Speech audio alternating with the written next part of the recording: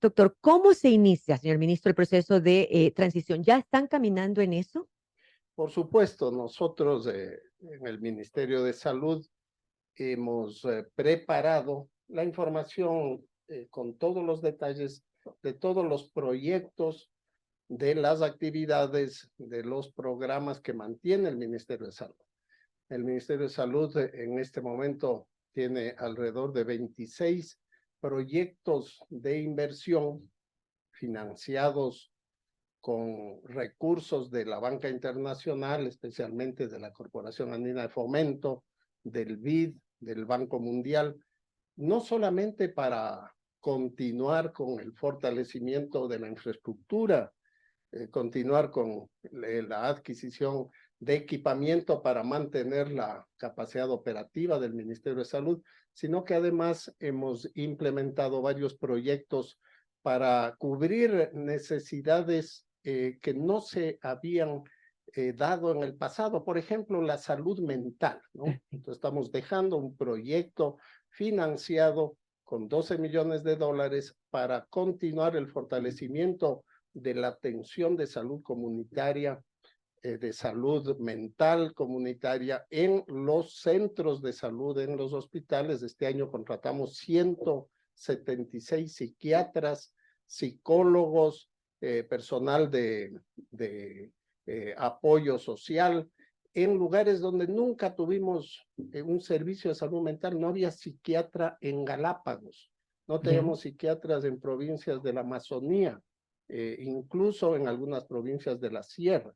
Esto, así como estamos generando el apoyo para continuar el proyecto de reducción de la desnutrición crónica infantil. Esos ya están encaminados, señor ministro. Esos están firmados, no están Perfecto. encaminados, están ya listos para continuar los desembolsos, ¿no? En lo que va del gobierno hemos ejecutado 258 millones de dólares en pago de equipamiento, ¿no? Por ejemplo, para medir la anemia, para medir los niños, para laboratorio.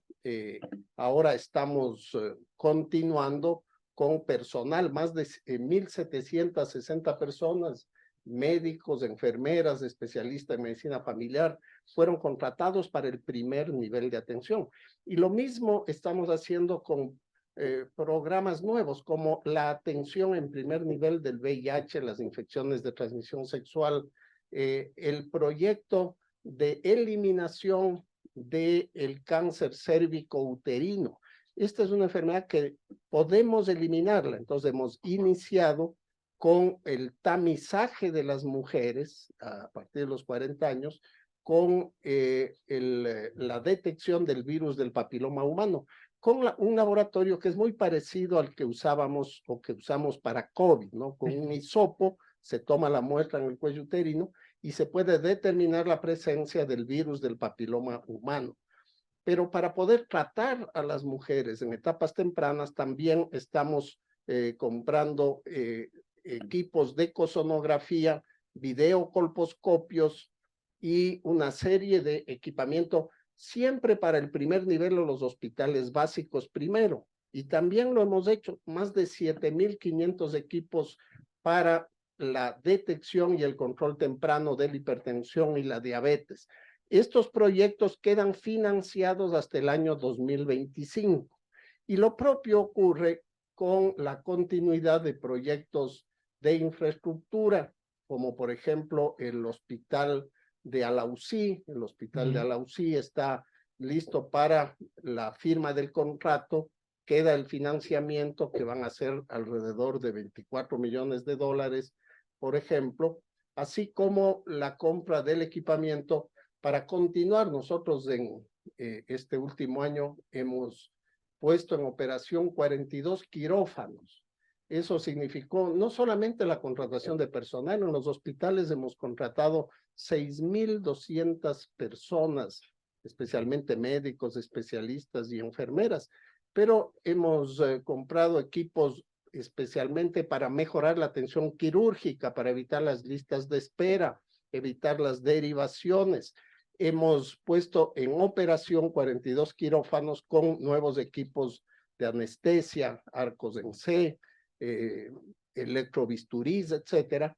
Pero también hemos comprado equipos de alta tecnología de radiología, por ejemplo, tomógrafos, más de 10 tomógrafos, hay otros 10 o 12 tomógrafos que están en proceso de entrega, que los recibirá el nuevo gobierno, así como ecógrafos, como mamógrafos y equipos hospitalarios. Todos estos están encaminados para ser ejecutados, ya están firmados, ya están financiados, señor ministro. Así es, ¿no? Igual que las Esto le ambulancias. iba a preguntar, porque las ambulancias ya han sido entregadas 15 y están por llegar las restantes. ¿Las tiene que recibir ya el nuevo ministro y el nuevo gobierno? No todas, ¿no? Tenemos en este momento 10 ambulancias más 4x4 en el patio del Hospital Rodríguez Zambrano de Manta, que es donde Se están la llegando. empresa tiene los talleres móviles, donde se van completando el equipamiento, se hacen las pruebas, ahí capacitamos a los paramédicos, a los conductores, porque es un equipamiento muy sofisticado, de alta tecnología, los ventiladores, los monitores, los desfibriladores, todo el equipo nuevo que tienen este tipo de ambulancias requieren una capacitación que además es parte de la garantía, es decir, el personal tiene que estar capacitado, las ambulancias salen con su matrícula vehicular, su placa, el permiso de funcionamiento, la garantía y el seguro, de tal manera de cualquier desperfecto arreglarlo. Pero sí, ya recibimos, han llegado ya a Puerto 25 ambulancias, 15 4x2 ya fueron distribuidas a Guayaquil, por ejemplo, en Guayaquil entregamos ya 9, en El Oro, a Machala, a Huaquillas, incluso hay una ambulancia que está viajando ahorita mismo a Santa Cruz, A Galápagos, Galápagos. ¿no? Que ¿Las nos estaba 4x4 a faltando. dónde van a ser ubicadas? ¿En Las provincias con difícil carretera? 4x4, sí, casi la mayor parte van a estar en la Amazonía, por ejemplo, ya está saliendo este día martes, las ambulancias van a Taisha, por ejemplo, ¿no? A Sucumbíos, a Altena, a las provincias también del Carchi, de Esmeraldas, o a la zona de Quinindé, en donde el ingreso y poder retirar a los pacientes es difícil. Pero este momento están transitando el canal de Panamá 29 ambulancias más 4x2 y están saliendo ya de puerto 17 ambulancias 4x4 marca Toyota, de tal manera que en este mes de noviembre vamos a poder recibir y entregar 62 ambulancias. Van a quedar para diciembre 76 ambulancias y entre enero y marzo llegarán 24 o 28 ambulancias que son producto del ahorro en la compra, ¿no? Como conseguimos un ahorro, tuvimos que solicitar que estas ambulancias también sean producidas. Señor ministro, esas ambulancias ya tienen hospitales destinados, no es que puedan ser alteradas con la entrada del nuevo gobierno, porque a veces también es como que los que llegan quieren borrar y empezar de nuevo. ¿Quedan asegurados los hospitales que las necesitan para que sepan que van a recibir esas ambulancias? Quedan planificados los hospitales que requieren porque son ambulancias de reemplazo. Están reemplazando ambulancias, algunas que estaban inoperativas o que tienen daños que requieren entrar al taller, u otras que ya estaban en etapa o que ya están siendo chatarrizadas. Tenemos un listado de estas ambulancias de cada hospital, de cada lugar. Algunas se van a anclar al ECU 911 en su provincia. Y estas ambulancias no pueden ser entregadas en cualquier lugar porque requieren el personal. Y este personal debe ser capacitado. Una ambulancia para que funcione las 24 horas, los 7 días a la semana, requiere entre 3 y 5 conductores. Requiere 4 paramédicos que estén disponibles, tener el equipo de mantenimiento, asignársele, como se ha hecho, el presupuesto para el material, los medicamentos, los equipos adicionales. Nosotros lo entregamos con todo el material y con todo el equipamiento para que funcione unos 3 meses. Pero luego cada establecimiento tiene que hacer la compra para abastecer el resto del año. Señor ministro, dentro de los acuerdos y las cosas que ustedes han conseguido, también está el tema de una apertura de una oficina de salud de la Agencia de Salud de Estados Unidos, valga la redundancia. ¿Qué beneficios le va a dejar esto al país? ¿Cómo va a operar? ¿También está encaminado ese tema ya? está ya encaminado, ya está firmado. Yo he firmado en Nueva York a propósito de la visita a la Asamblea General de Naciones Unidas con el CDC de Atlanta de Estados Unidos, ya el memorándum de entendimiento para la apertura de la oficina. La oficina ya está funcionando este último año con varios proyectos. Los proyectos con el CDC básicamente son para fortalecer las capacidades del país en vigilancia epidemiológica. Eso incluye la capacitación de los epidemiólogos que tenemos a nivel nacional, en las provincias, y especialmente los epidemiólogos de campo, los que tenemos en los distritos, en los hospitales, que son los que tienen que generar una vigilancia epidemiológica activa, es decir, estar atentos, saber manejar los instrumentos, y también nos apoyan en el desarrollo de los sistemas de información, de captación y de laboratorio, ¿no? Perfecto, señor ministro. Sobre el tema de epidemiología, hace unos días atrás el ministerio declaró en estado de emergencia a las provincias de Manabí, Santo Domingo, Los Áchilas y Esmeraldas por la llegada del fenómeno del Niño y por una alerta en tema al brote de dengue. ¿Cómo va ese tema?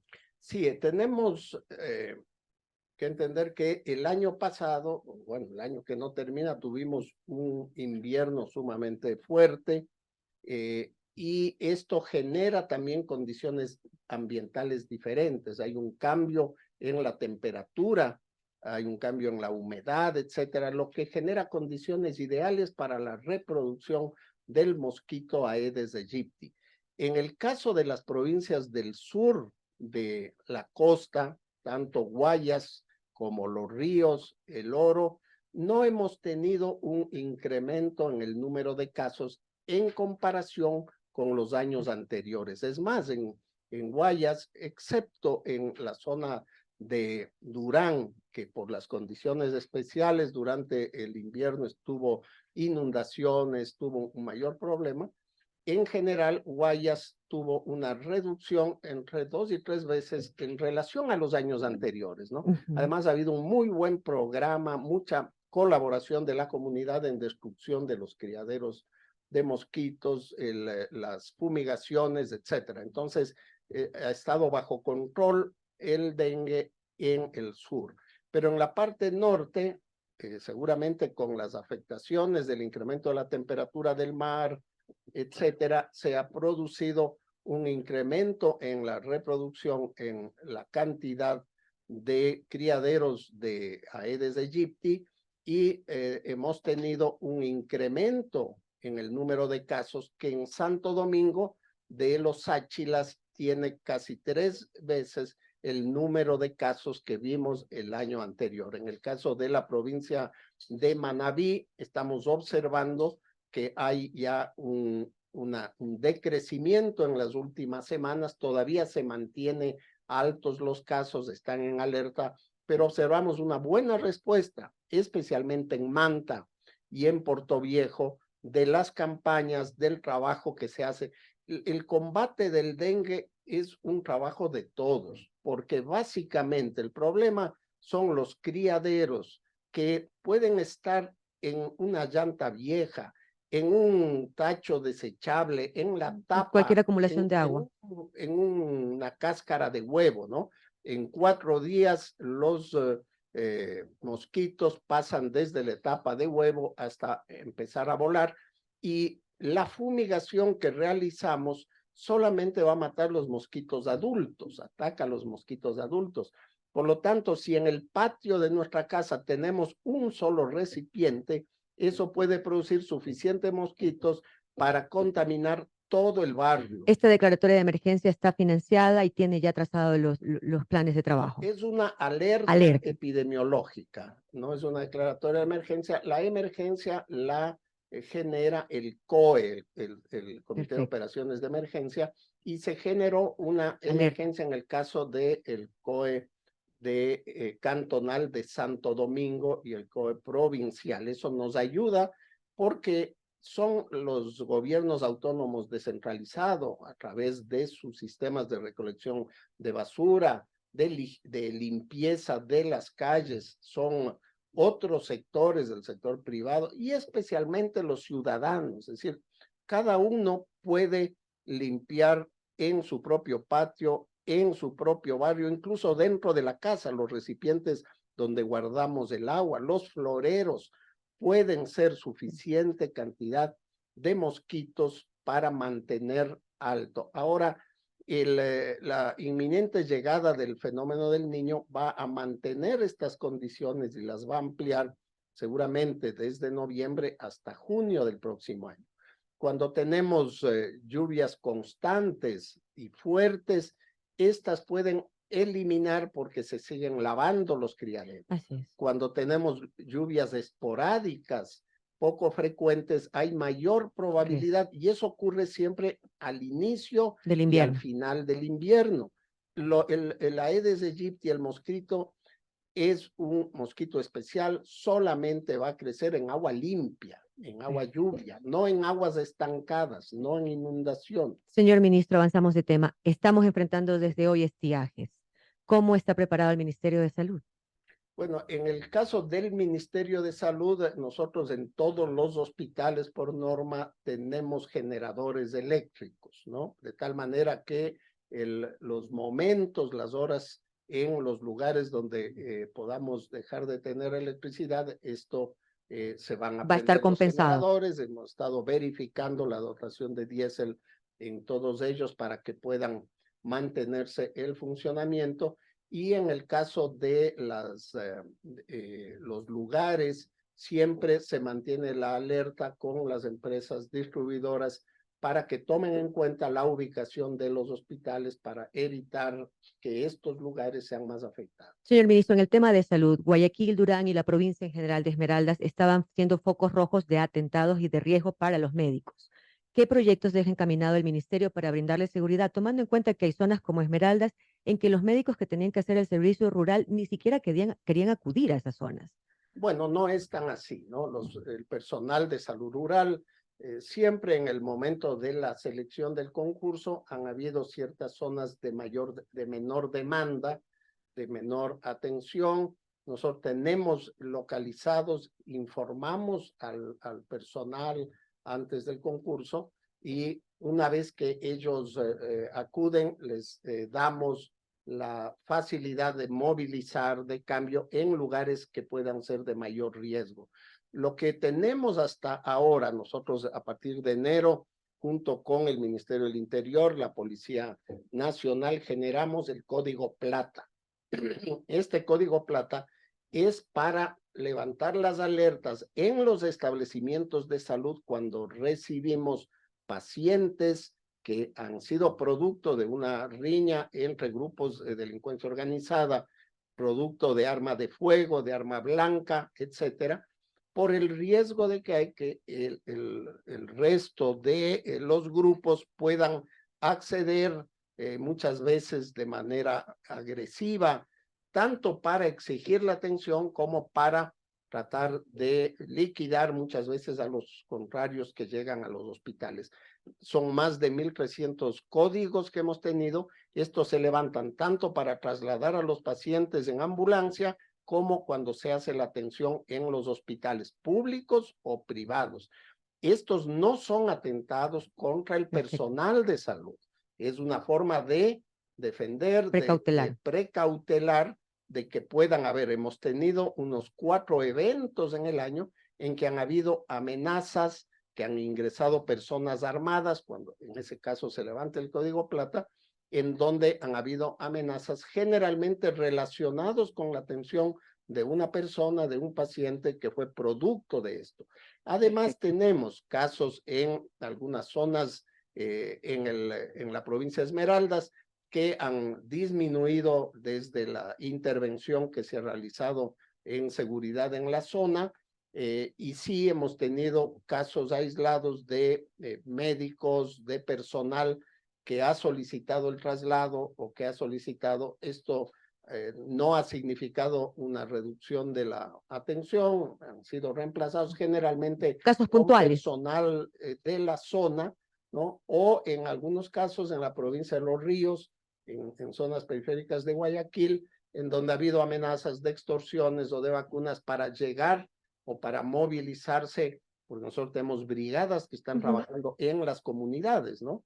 En la mayor parte de los casos hemos logrado resolver, hemos cambiado los horarios incluso para entrada y salida del personal en los hospitales para evitar que se haga en horas en donde pueden haber este tipo de extorsiones. Señor ministro, en el tema de los medicamentos, el Ministerio de Salud dice que están abastecidos con el 85% de los centros médicos de salud del país, incluidos el stock que debe tener el IES. Sin embargo, los usuarios se siguen quejando, siguen manifestando que les toca comprar cosas en los hospitales lejanos, incluso en el HCAN se mencionaba, que es responsabilidad del IES. ¿Cómo va ese cuadro de abastecimiento? Miren, la verdad es que el Ministerio de Salud no tiene ninguna control, digamos, ni competencia sobre el abastecimiento o la gestión de medicamentos en el Instituto Ecuatoriano de Seguridad Social. Por lo tanto, es verdad que todavía el IES está trabajando en la mejora en esos establecimientos. El Ministerio de Salud, en lo que va de este año, por ejemplo, tenemos que en promedio un 30% de las recetas y de las atenciones que realizamos son pacientes del IES, es decir, el Ministerio de Salud está dando atención a aquellos pacientes del IES que no reciben, especialmente en las provincias, en lugares donde no hay establecimientos hospitalarios del IES. A nivel rural, en algunas provincias, está asumiendo la responsabilidad del IES. Estamos dando, porque es nuestra responsabilidad cuando llegan los pacientes, de atenderles. Hasta el 60% en algunas provincias son pacientes IES. A pesar de ello, es decir, que estamos, además, hemos incrementado el número de atenciones una vez que mejoramos el personal, mejoramos el equipamiento, las capacidades, en relación al año 2020, que se dieron 30 millones de atenciones entre consulta externa, emergencia, egresos hospitalarios. El año pasado dimos 45 millones de atenciones y este año calculamos que vamos a llegar a 60 millones de atenciones, ¿no? Eso quiere decir que hay una mayor demanda y también hay una mayor capacidad de oferta. Hemos duplicado, por lo tanto, requerimos el doble de medicamentos, el doble de insumos. Lo que hemos hecho primero es garantizar los medicamentos vitales, los más importantes, ¿no? Todos ellos, por ejemplo, el tratamiento para los pacientes que viven con VIH, tuberculosis, la atención a pacientes oncológicos, ¿no? Hemos incorporado 16 nuevos medicamentos oncológicos al cuadro nacional de medicamentos básicos. Priorizamos la compra de esos. Por ejemplo, medicamentos que escasean en el resto de la red, incluso en las farmacias privadas, en el MSP, como la insulina, ¿no? Nosotros tenemos garantizada la compra de insulina hasta marzo del próximo año, pero también para pacientes con enfermedades catastróficas. Estamos terminando, por ejemplo, la última compra para mantener para 12 meses el tratamiento para los pacientes con hemofilia y las vacunas. Eso le quería preguntar, señor ministro, esto es algo emblemático, la vacunación de influenza, COVID y el cuadro de vacunación en general.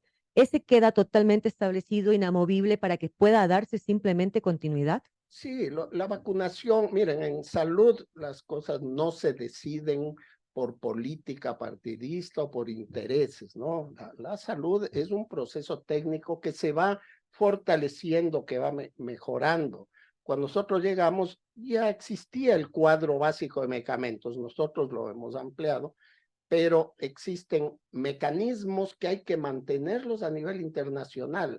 Encontramos que, ustedes recordarán, había reclamos porque no había vacuna pentavalente, no había rotavirus, Sí, a raíz de etcétera. la pandemia. Nosotros estamos dejando todos los medicamentos, todas las vacunas del cuadro básico de medicamentos, del esquema regular, no solamente físicamente en los bancos de vacunas, para 8 y 20 meses, dependiendo del tipo de vacuna, de tal manera que no haya ningún problema en el cambio de administración. Quedan estos, además, financiadas compras de vacunas, de insumos o de medicamentos oncológicos a través del fondo rotatorio de la OPS, Es un fondo en el que ya hemos nosotros hecho el depósito para que se pueda hacer la compra el próximo año.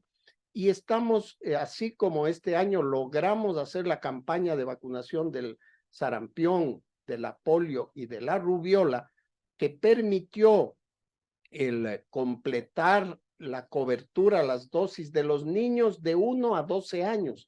En los últimos 12 años fue No sé. bajando la cobertura de 95% a 70%. Eso nos generaba un alto riesgo de reintroducción de estas enfermedades. Este año, con campañas primero en las escuelas, en los establecimientos educativos y luego casa por casa, logramos vacunar más del 95% de los niños. Es decir, no solamente hemos mantenido la oferta regular, sino hemos logrado la cobertura total.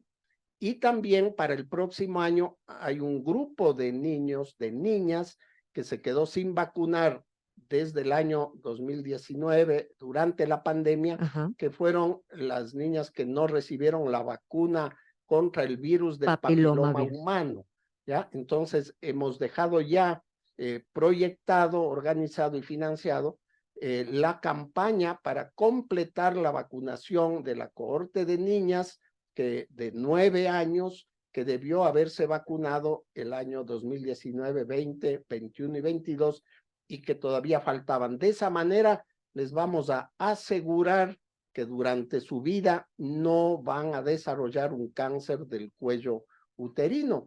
Pero esta enfermedad, como le digo, además estamos trabajando con Matizando. tamizaje en las mujeres adultas y en un programa de detección temprana y tratamiento temprano antes de que requieran hospitalización. La mejor manera es vacunar a las niñas para evitar futuros casos. Señor ministro, muchísimas gracias. Las cosas buenas se aplauden, la vacunación es importante y el Ecuador tiene uno de los cuadros más completos de América Latina, Así que hay es. que destacarlo. Gracias por Sí, habernos tal vez en acompañado. el caso de, yo quisiera recalcar que para el proceso de transición de este gobierno, que es un gobierno corto el que viene, y el siguiente, junto con la sociedad civil, con los especialistas en salud, los médicos, los profesionales de salud, la academia, las universidades, los investigadores, las organizaciones sociales, incluyendo organizaciones indígenas, hemos desarrollado una política pública de salud para los próximos 10 años.